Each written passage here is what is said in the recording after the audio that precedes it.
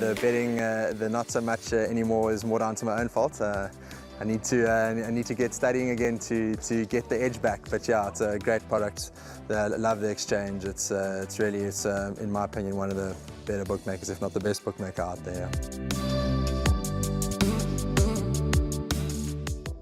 Race number 2, it's the start of the place accumulator, 12.55, 5 to 1. That is when you need to get your bets on. It's a maiden plate for fillies and mares. The distance is 1,600 meters. Well, it's a combination, and we'll like that because it's Peter Muscat, the interview, and a rerun of number 10, Safari Lodge.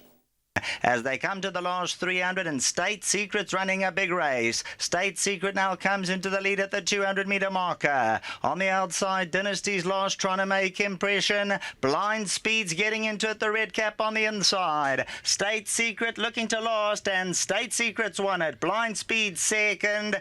Then Safari Lodge, I think, got up for third. A photo behind that. But yes, she continues to go forward well.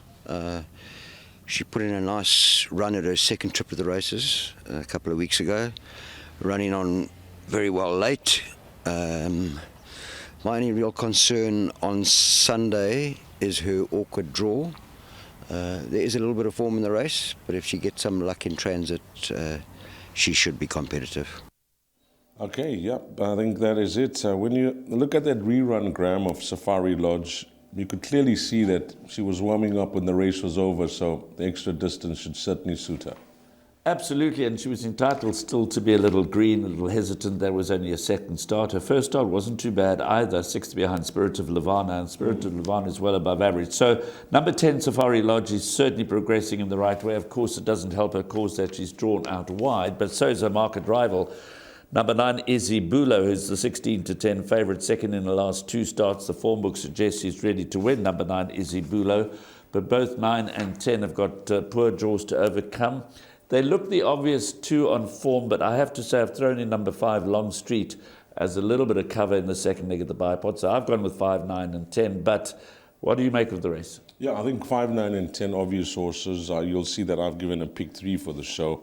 And my cover numbers there, along with those 3 numbers, will be an inform yard of Lorenzo Karim. Nice to see them hit some good form up in Gauteng. Pink Diamond, I know that she's inconsistent, erratic, and that type of thing. But I think in this type of field, from a good gate, and she could possibly cause an upset here. She's trading at around 7 to 1 Graham. And then Grand Occasion from the Michael Roberts stable. Our last 2 runs haven't been the worst, and I think once they've tried over ground, you can see the improvement is there. I'll give her a vote. So, I agree with you. Numbers 5, 9, and 10 look to be the horses that will possibly, dominate. But if there is to be an upset, my cover numbers will be 1 and 4. Look, 4 is progressing nicely, Grand Occasion. Seems held on that run behind Forward Motion by Izzy Bulo, which is why I was looking for a different form line to throw in 1 more into the bipod. Pink Diamond, you've got to say their patience needs to be rewarded. She's a 6-year-old maiden. Yeah, she is. But, these stables seem to, try and pick their spots. I like the fact that some of her better runs have been, over the distance. So, from draw 1, you never know. And when these stables hit this type of form, having winners, so worth following. She is a shot in the dark. But a shot in the dark is what we'll take here to possibly get a result. So if you're playing for a result in the place accumulator, you got some cover numbers.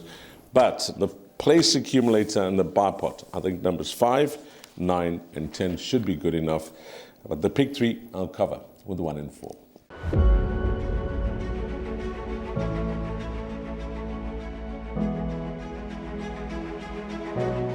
It's Donovan Everett from Cape Racing, and I'd just like to say it's an absolute pleasure to be involved with Intrabet and Cape Breeders in this golf day today here at Pearl Valley.